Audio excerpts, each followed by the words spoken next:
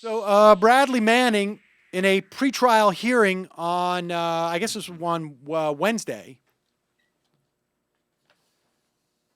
basically talked about the horrible circumstances of his incarceration, pretrial incarceration. He was kept in isolation for 23 hours a day.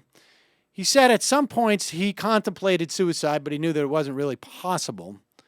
At Quantico, he was isolated in a 6 by 8 foot cell, monitored constantly by guards, and awakened periodically during the night.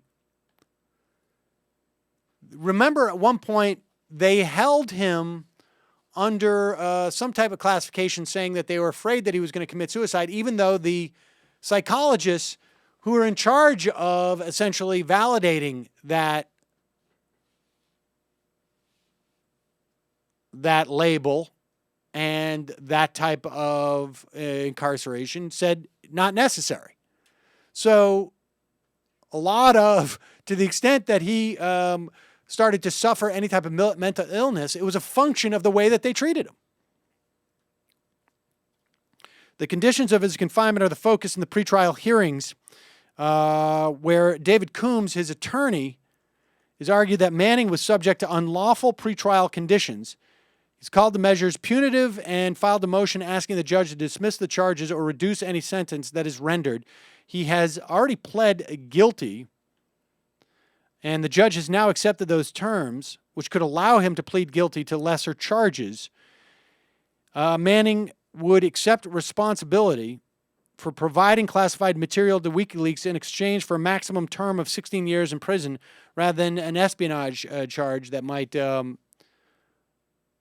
get him killed by the state.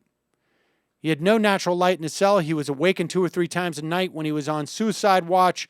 Coombs had him demonstrate the size of his cell by walking him through a replica in the courtroom. Manning also removed his army jacket to put on the suicide smock in which he was forced to sleep. He was forced to sleep naked under this smock for nearly 2 months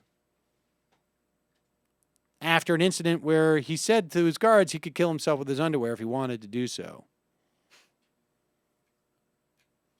So we all know that one of the reasons why, or at least I should say we all know, but there's intense and I think quite legitimate speculation that they were trying to break him so that he would some way implicate WikiLeaks so that they could pursue their espionage charges against Julian Assange.